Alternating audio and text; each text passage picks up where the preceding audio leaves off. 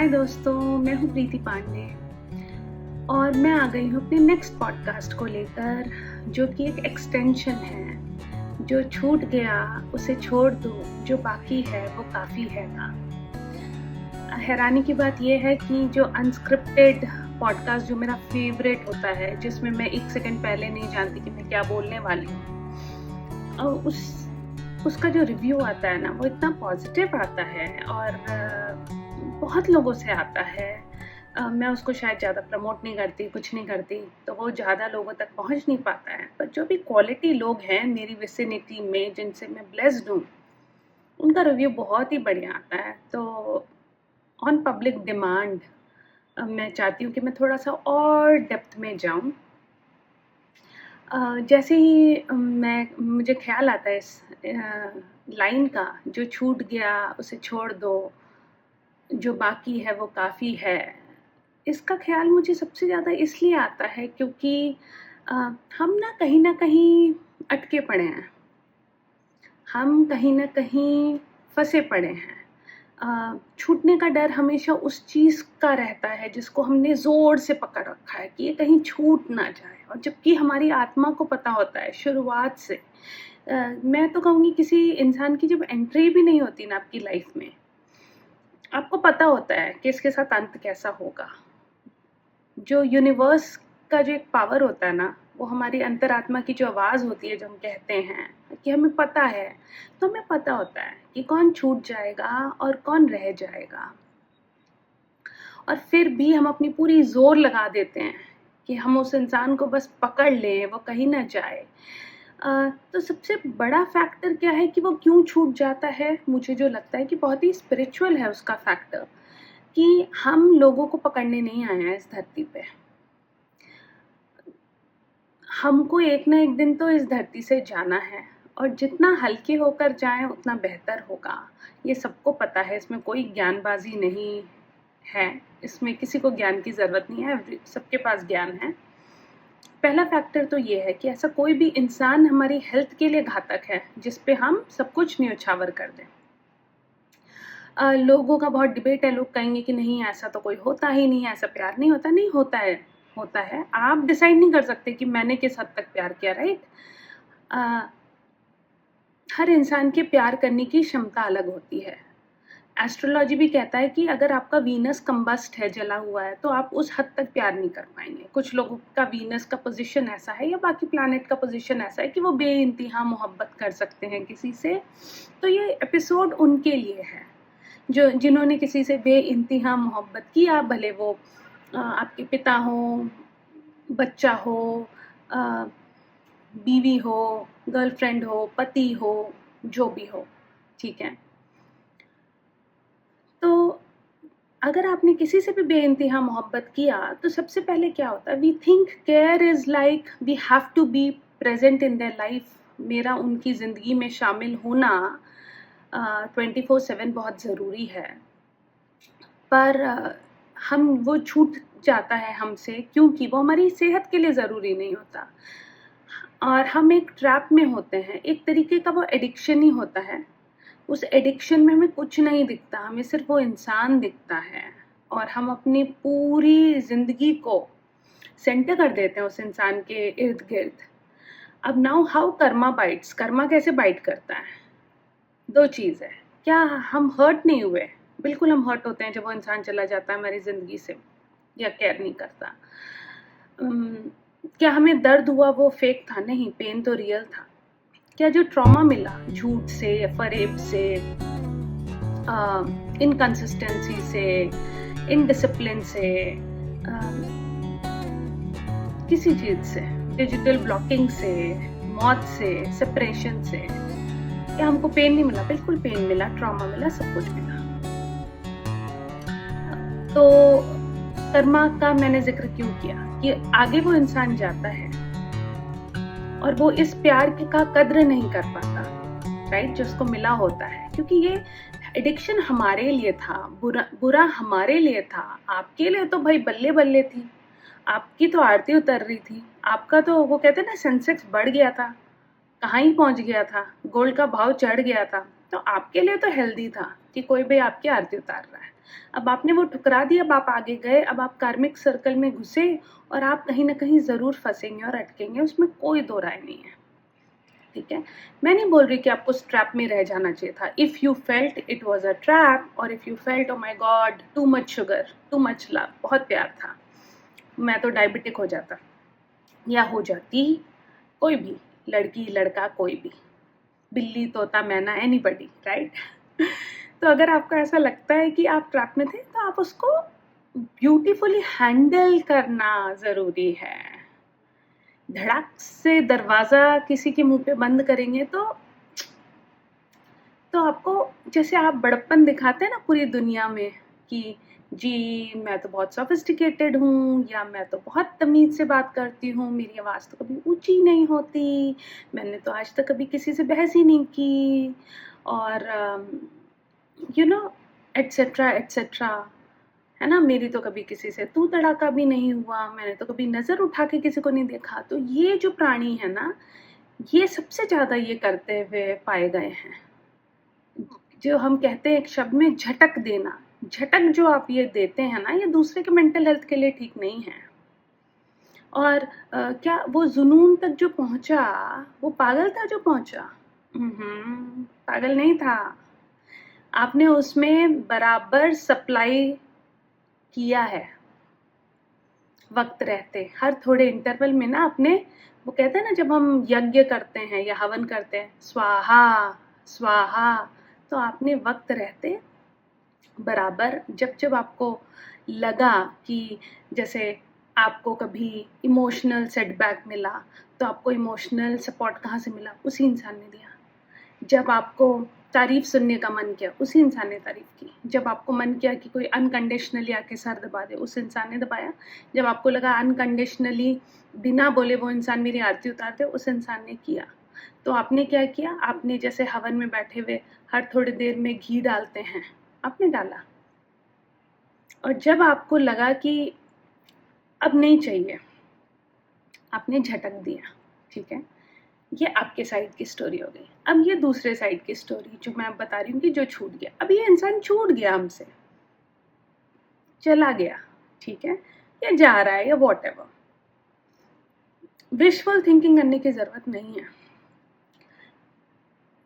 मैं नहीं कह रही आपको दर्द नहीं हुआ, आप टूटे नहीं, आप बिखरे नहीं, आप उलझे नहीं, आप रोए नहीं, आपने भगवान को याद नहीं किया, पुकारा नहीं, आपने याद किया भगवान मैंने ऐसे कौन से कर्म किए थे, क्यों हो रहा मेरे साथ। या फिर सबसे अच्छा तरीका जो हम सोचते हैं यार पक्का कोई प्रॉब्लम रही होगी, पक्का कुछ तो हुआ है जो वो इंसान इसलिए नहीं बता रहा कि मैं और हर्ट ना हो जाऊं। वो मुझे प्रोटेक्ट करने के लिए ना, वो इंसान या वो लड़की या वो बिल्ली या वो मैना या वो तोता, वो मुझसे ये चीज़ छुपा रही है या छुपा रहा है। उसमें भी हम उसकी अच्छाई देख लेते हैं। मतलब ये मैंने लाइव देखा अपनी ज़िंदगी में कि लोगों को जहाँ से सबसे ज़्यादा जूते पड़े, सबसे ज़्यादा जहाँ से उनको तिरस्कार मिला ना, वो वहाँ पे सबसे ज़्यादा बेनिफिट ऑफ डाउट देते हैं कि वो बेचारा है। ठीक है, इसको ही हम कहना चाहते हैं कि आपने पहले ही 6, 7, 8 साल अपने ख़राब कर दिए। अब आप आगे का समय अपना ख़राब ना करें, आप अपने पे फोकस करें, आप जिएं, आप सेल्फ रिस्पेक्ट के साथ जिएं। इसलिए जो छूट गया उसे छोड़ दें, ये बहुत इम्पॉर्टेंट है। आई थिंक यही सबसे इम्पॉर्टेंट था, जो छूट गया वो छोड़ दे में। ठीक है, और जो बाकी है, हाँ, अब जो बाकी है में ना वो वाला एंगल मत डालें कि जो मेरा होगा वो एक दिन वापस ज़रूर आएगा, जो हमने किताब में पढ़ा। नहीं, ज़रूरी नहीं है कि वो वापस आए, और ज़रूरी नहीं है कि वो वापस आए तो आपके काम का रह जाए, ज़रूरी नहीं है। बेसिकली ये मैंने पहले भी अपने एपिसोड्स में बोला है, जब हम किसी इंसान में बहुत सारी अच्छाई ढूंढते हैं ना, 90% ऑफ द टाइम हम अपने ही रिफ्लेक्शन को उसमें डालते हैं। बेसिकली एक बुत है हमारे पास, एक स्टैचू है, उसको मैंने विजुअलाइज किया और मैंने अपना सारी भक्ति डाल दी, और मैंने उसको अपनी भक्ति से, प्यार से, मैं उसको श्री राम भी बना सकती हूँ और मैं उसको शाहरुख खान भी बना सकती हूँ। So basically this is like having that Meera mode on, कि मैं मीरा ही बन गई। ठीक है, तो ये मेरे दिमाग की उपज है, ये मेरे प्यार करने की कैपेबिलिटी है, ये मेरी सरेंडर करने की कैपेबिलिटी है। एंड ट्रस्ट मी, ये मैं किसी जिसको दे दूंगी ना वो चमक जाएगा। ये आपको समझना पड़ेगा। ये आपका स्ट्रेंथ है, आपका पावर है, आपकी खूबसूरती है, जो आप जिस पे न्योछावर कर देंगे ना, वो फ्लड लाइट की तरह हैं आप, जो किसी भी स्टेडियम को ना जगमगा देगा। तो इसलिए ये जो आपकी एनर्जी है, जो कम से कम 100 गांव में रोशनी फैला सकती है, उसको आप ज़रा बचा कर रखें। बहुत ज़रूरत है, बहुत सारे सही सही लोगों को, अच्छे लोगों को।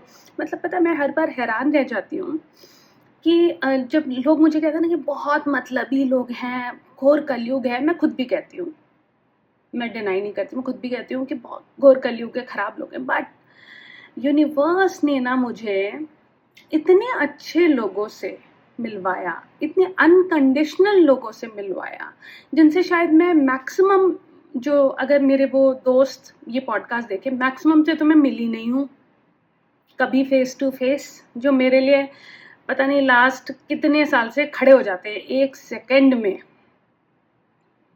कभी नहीं मिली हूँ फेस टू फेस। और वो मेरे खास लोगों में उनकी गिनती है। और ये कैसे होता है? क्योंकि आप जब अच्छे होते हो और आप जब यूनिवर्स को देते हो कोई भी चीज़, जो आप किसी भी इंसान के लिए कुछ कर रहे हो ना, वो आप अल्टीमेटली यूनिवर्स के लिए कर रहे हो, यूनिवर्स को हेल्प कर रहे हो। आप उसके मास्टर प्लान में, आप उसके एक सोल्जर हो, आप उसकी टीम में हो। तो जब आप दे रहे हो कुछ यूनिवर्स में, तो वो भर भर के वापस आता है, जो हम कहते हैं। तो मुझे तो इतने अनकंडीशनल सपोर्ट मिला है, इतना अनकंडीशनल प्यार मिला है, इतना अनकंडीशनल प्रोत्साहन मिला है, कि मैं तो ये बोलती हूँ कि जब भी मैं कोई एपिसोड भी बनाती हूँ ना, तो मैं वो यूनिवर्स को सरेंडर करती हूँ, क्योंकि वहीं से वापस आता है। तो जो ये आप में है, ये आपकी क्वालिटीज़ हैं, इसको आप बचा के रखिए। बहुत लोगों को ज़रूरत है इसकी, बहुत पॉजिटिव और अच्छे लोगों को इसकी ज़रूरत है, कि उनके लिए बचा कर रखें। और छोड़ना क्यों ज़रूरी है? देखिए, जब आप किसी चीज़ को ऐसे पकड़ लेंगे तो क्या होगा, और वो चीज़ भाग रही है तो क्या हो रहा है? आप घसीटे चले जा रहे हैं ज़मीन पर, और आप पूरे हर्ट हो चुके हैं।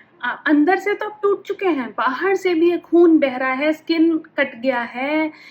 यू नो, इमेजिन करिए कि कोई इंसान भाग रहा है रथ में, 5-6 घोड़े हैं, वो भाग रहा है घोड़े गाड़ी में या रथ में, वॉटेवर, जो भी आप इमेजिन कर सकते हैं, और आप रस्सियों में या कड़ियों में बंधे हुए हैं और वो घसीट रहा है आपको। तो इमेजिन करिए कैसी दुर्दशा हो रही है आपकी। अब ना दूसरी जगह पे आप इमेजिन करिए कि आप सीधे खड़े हैं, और ये जो प्यार आपने डिसाइड किया कि मैं उन लोगों को दूंगा या दूंगी, मैं वो चैरिटी करूंगा या मैं सोशल सर्विस करूंगा या करूंगी, और ये मैं सब में बांट दूं। पता है कितने लोगों में बटेगा? जैसे मैंने कहा, 100 गांव जगमगा उठेंगे, पूरा क्रिकेट स्टेडियम जगमगा उठेगा। तो बस यही था कि ये बहुत ज़रूरी है कि जो छूट गया उसे छोड़ दें, जो बाकी है वो काफ़ी है। और इसमें यूनिवर्स का कोई प्लान भी है कि ऐसा क्यों हुआ है, पर उसके लिए ज़िंदा रहना ज़रूरी है। जब ज़िंदा रहेंगे, और ज़िंदा रहने का मतलब ये नहीं कि जी तो रहे हैं, खा तो रहे हैं, उठ तो गए हैं, बैठे हुए तो हैं, देख तो रहे हैं तुम्हारी ओर, नहीं। जब असल में ज़िंदा रहना शुरू करेंगे तो पता चल जाएगा कि क्यों ज़रूरी है ज़िंदा रहना, क्यों ज़रूरी है आज में जीना, क्यों ज़रूरी है कॉन्शियस रहना। तभी तो हम यूनिवर्स की आवाज़ सुन पाएंगे, वो क्या कहना चाहता है, नेक्स्ट मिशन क्या है, हमें क्या डिलीवर करना है, कब डिलीवर करना है, क्यों डिलीवर करना है, हमें पता चल जाएगा। जैसे कि मैं आपको एक छोटा सा एग्जाम्पल देती हूँ कि मुझे बड़े दिन से आ रहा था कि यूनिवर्स मुझे बोल रहा है कि विक्टिम मेंटालिटी पे पॉडकास्ट एपिसोड बनाना है। मैंने कहा ओके, अब मैं बना नहीं रही हूँ। मैंने कहा यूनिवर्स यार प्लीज़, देखा ना मैं रेस्ट कर रही हूँ, मैं ये कर रही हूँ, मैं वो कर रही हूँ, तो मैं यूनिवर्स को टाल रही हूँ। अब क्या होता है, मैं आज न्यूज़ पढ़ती हूँ, बहुत सारे न्यूज़ पढ़ती हूँ, पर आज एक न्यूज़ आता है जिसमें लोगों ने बहुत सारी विशेष टिप्पणी कर रखी है। उसमें क्या कहा है कि एक बेटा यूएस में खाना मांग रहा था, ओबीज बच्चा, मतलब मोटा बच्चा, थोड़ा ज़्यादा मोटा बच्चा, ओबीज मतलब, और वो बच्चा अपनी माँ को मार रहा है क्योंकि माँ खाना नहीं दे रही। बोले देखिए बच्चे आजकल माँओं को मारते हैं। फिर उन्होंने क्या किया, उन्होंने पूरी हिस्ट्री निकाल दी और भी 10 न्यूज़ के, उसका वो बना दिया, रील बना दिया, और वो छाप रहे हैं सब जगह कि देखिए बच्चे ने मारा, ये देखिए कैसा वक्त आ गया। यहाँ पे कट होना चाहिए, कट। ये नहीं है न्यूज़। न्यूज़ क्या है? न्यूज़ ये है कि जब बच्चे ने जन्म लिया, 9 महीने आपने उसको किस वातावरण में रखा, अपने आप को, ठीक है, क्या विचार आया आपको, क्या खाया आपने, क्या आपकी सोच थी, आपका एनवायरनमेंट अब्यूजिव था या कॉर्डियल था, ठीक है, आप कितना खुश थे, प्रसन्न थे या दुखी थे, ठीक है। अगर अभिमन्यु ने चक्रव्यूह में घुसने का रास्ता सीख लिया माँ की कोख से, तो ये साइंटिफिकली प्रूवन है, ठीक है, कि आपने तब बच्चे को क्या दे दिया, आपने उसको प्री डायबिटिक कर दिया, आपने उसको एक्जिमा दे दिया, आपने उसको मेंटल इलनेस दे दिया। आप खुद जो हम कहते हैं कि माँ को खिलाओ बच्चे तक पहुँचता है, माँ को खिलाओ तो बच्चे तक प्रोटीन पहुँचता है, बाकी फैट तो आपकी बॉडी में रह जाता है, ठीक है। तो आपने क्या दिया, कहानी वहाँ से शुरू होती है। सेकंड कहानी, बाकी कल्चर के बारे में बात नहीं करूँगी, इंडिया के बारे में बात करूँगी, जिसके बारे में पता हो उसके बारे में बोलना चाहिए। सादत अली मंटो कहते हैं, सादत हसन मंटो कहते हैं, सॉरी। तो मैं सिर्फ अपनी बात करूँगी, अपने देश की बात करूँगी कि हम जिस कल्चर से आते हैं, इंडियन मेंटालिटी से, बेटा जब होता है ना, और सबसे दुख की बात क्या है, 1970, 1960, 1980 तक तो ठीक था, 1990 तक भी हमने डाइजेस्ट कर लिया, 2026 तक तो हम डाइजेस्ट नहीं कर पाएंगे, आई एम सॉरी। तो वो जो न्यू फाउंड ग्लोरी होता है ना, कि बेटा हो गया हमारे कल्चर में, कि माँ ऐसे इमेजिन करती कि क्राउन पहन लिया हमने। अब उस क्राउन में वो क्या करती है कि वो अपने बेटे को ऐसा परवरिश देती है, अपने राजा बेटा को, कि वो राजा बेटा बड़े होकर क्या करता है, वो क्रिमिनल माइंडेड होके आपका मर्डर भी कर सकता है, वो राजा बेटा है। तो ये जो राजा बेटा का कॉन्सेप्ट है, इस पे ना मुझे ना बचपन में पढ़ी हुई आईसीएसई में एक पंचतंत्र की विष्णु गुप्ता द्वारा रचित संस्कृत की कहानी याद आती है, जिसका नाम था, मेरे ख्याल से जिसका शीर्षक था मुस्कस्य सिंहत्वम, यस, द अनग्रेटफुल माउस। उस कहानी में हमको कृतज्ञ और कृतघ्न का डिफरेंस समझाया गया था, मैं कभी नहीं बोल सकती, बहुत ही फेवरेट था। कृतज्ञ इज बीइंग ग्रेटफुल, कृतघ्न मीन्स अनग्रेटफुल, ठीक है। तो उसमें क्या होता है, एक चूहा होता है छोटा सा, वो जाता है ऋषि मुनि के पास, जितना मुझे याद है मैं बता देती हूँ। वो ब्लेसिंग मांगता है, आपको पता भी होगा, और वो धीरे धीरे ब्लेसिंग, आशीर्वाद लेते लेते क्या होता है, वो चूहे से बिल्ली, बिल्ली से कुत्ता, कुत्ते से कुछ और शायद, और फाइनली वो शेर बन जाता है, और वो शेर उस ऋषि मुनि को जिसने उसको आशीर्वाद दिया खा लेता है, ठीक है। तो ये जो हमें बचपन में पढ़ाया गया कृतज्ञ और कृतज्ञता का डिफरेंस, ये हमारी सोसाइटी की नींव है, ये हमें बचपन में पढ़ा दी गई थी। अब लोग बोलेंगे कि अरे हमें तो कोई ज्ञान नहीं है, नहीं साहब, ज्ञान तो हमें बहुत बटा, हमने लिया नहीं, छोड़ते चले गए हम।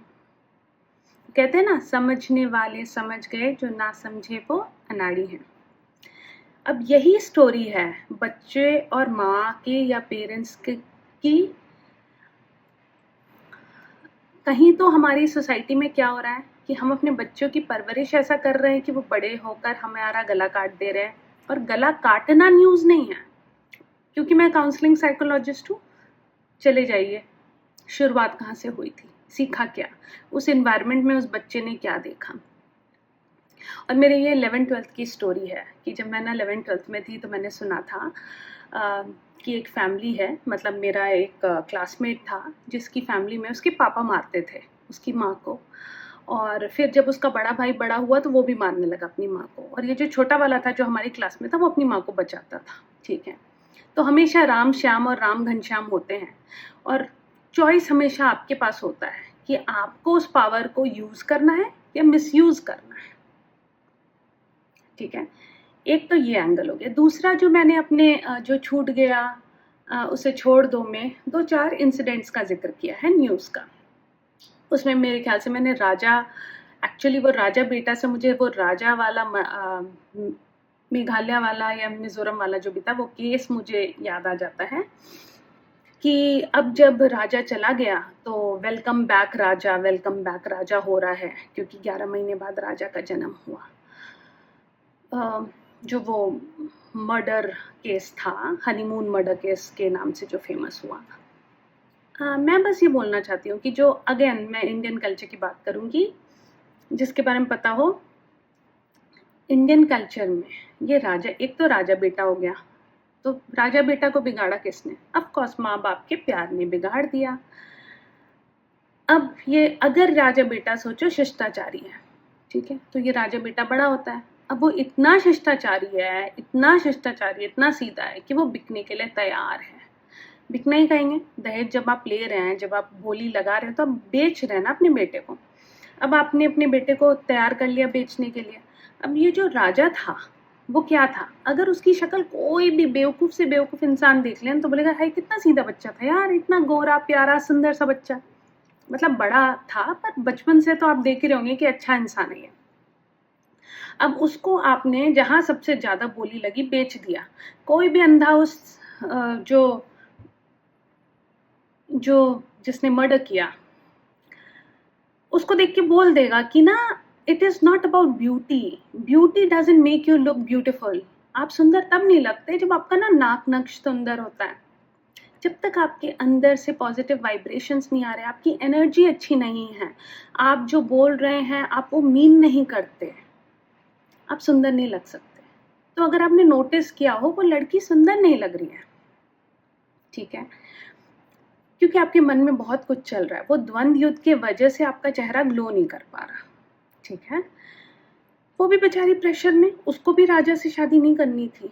तो स्टोरी ये नहीं है कि उस लड़की ने मारा, स्टोरी ये है कि उसके पेरेंट्स ने उसको इतना सप्रेस किया कि उसको मर्डर करने के अलावा कुछ सूझा ही नहीं। उसको लगा यही एक रास्ता है, जबकि उसको पता होगा कि मैं पकड़ी जाऊंगी।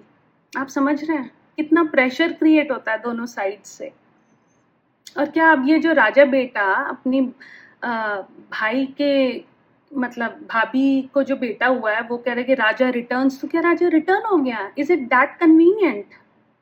ये तो मुझे वो वाली मूवी याद आ रही है जो नहीं थी, एक ऋषि कपूर और सिमी गैरवाल की, कि अगले जन्म में वो आता है बदला लेने। ये फिल्मी एंगल देके ना हम अपने पापों को नहीं जस्टिफाई कर सकते। कौन था असली क्रिमिनल? पेरेंट्स, दोनों साइड के। और आई एम श्योर आपके पास 2000 और ऐसे एग्जाम्पल होंगे, है ना, पक्का होंगे, आई एम श्योर। दूसरा जो मुझे ख्याल आता है, जो मैंने बोला था पिछले बार कि राधिका यादव या किसी और, जहाँ पे भी मैं देखती हूँ कि पेरेंट्स, बच्चे कुछ गड़बड़ कर रहे हैं और मैं बोलती हूँ कि पेरेंट्स टू बी ब्लेम्ड, तो आप देखिए कल का ही वो लखनऊ का केस है कि एक 13 साल की लड़की काम करती थी कहीं और वो जाती है और बहुत ज़ोर से बारिश होती है और वो काम पे नहीं पहुंच पाती, वो एक शेड में खड़ी होती है और उसका गैंग रेप हो गया। पहले तो आप 13 साल के बच्चे से काम क्यों करा रहे हैं?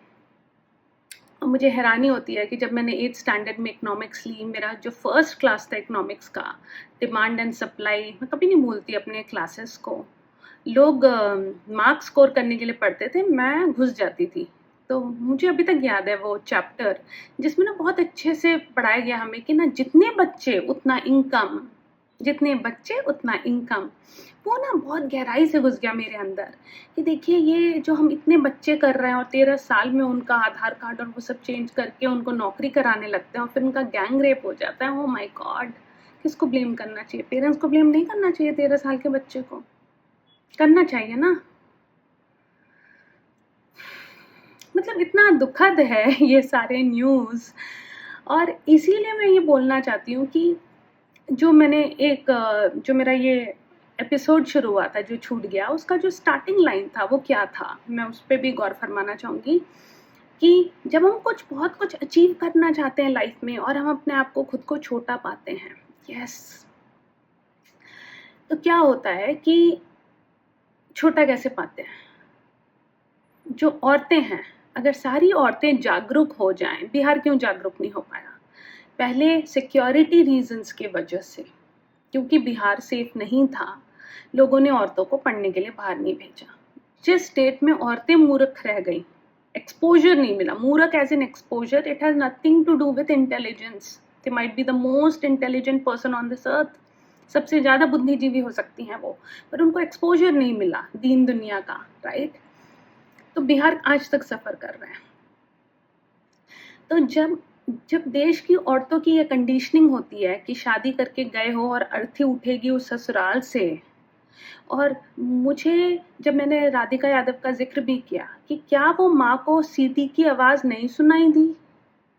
क्या वो माँ को दूर दूर तक नहीं पता था कि मेरी बेटी के साथ ऐसा हो सकता है?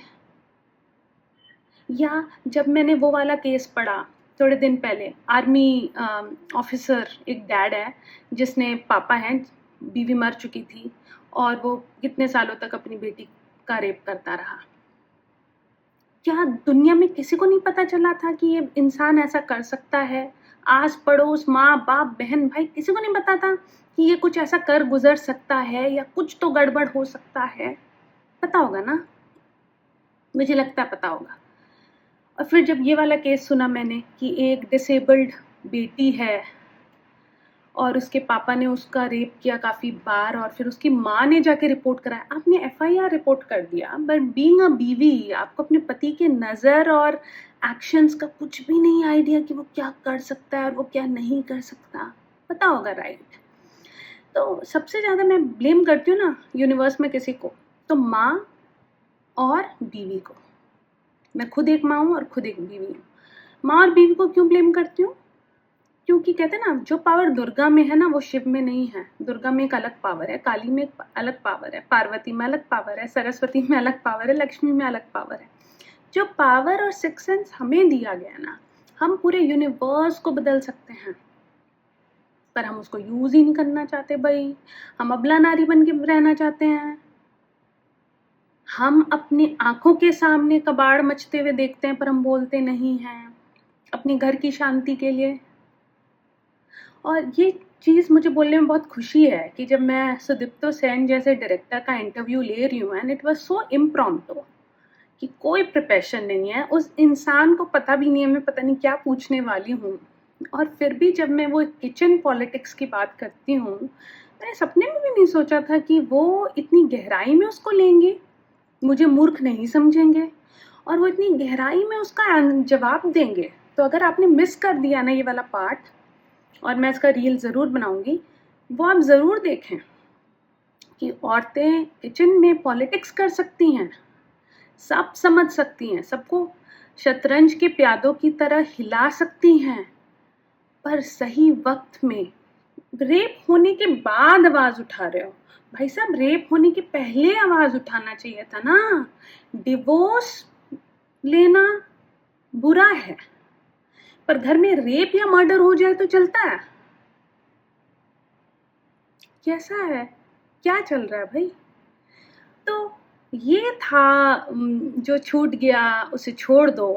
तो ये उन सब औरतों के लिए, माँओं के लिए था, उन बीवियों के लिए था कि छूट गया तो छोड़ दो, पता चल गया इंसान गलत है तो दूर हट जाओ। बेटी हो, पता चल गया कि मैं मर सकती हूँ, मैं राधिका यादव हूँ, मुझ पे गोली चल सकती है, तो पहले हट जाओ। आपको जब आपका सिक्स सेंस या गट फीलिंग बोल रहा है ना कि कुछ गलत होने वाला है, पहले हट जाओ, वेट मत करो, कोई नहीं आएगा, कृष्ण जी प्रकट नहीं होंगे, आपको साड़ी प्रोवाइड नहीं की जाएगी। सो आई थिंक मैंने जो छूट गया उसे छोड़ दो को समराइज कर दिया है। और अगर अभी भी आपको लगे कि कुछ है जो मैंने डिटेल में नहीं समझा है तो मुझे ज़रूर बताएं, क्योंकि मुझे बहुत ही मज़ा आता है डिटेल में बात करके। और नेक्स्ट मैं बात करूँगी विक्टिम मेंटालिटी पर वो है इंग्लिश पॉडकास्ट एपिसोड, क्योंकि मेरा जो भी mental health, auto immune disorder या साइकोलॉजिकल इश्यूज़ हैं वो इंग्लिश पॉडकास्ट है, पर ठीक है वो तो ट्रांसलेट हो जाएगा आप जो लैंग्वेज में देखते हैं उसके हिसाब से, तो इसलिए अब मुझे कोई फिक्र नहीं है कि वो आप तक नहीं पहुंचेगा। हो सके तो मुझे ज़रूर ईमेल लिख सकते हैं आप briti@blinkofani.in पर blinkofane.in पर, या आप कमेंट सेक्शन पे कमेंट भी कर सकते हैं।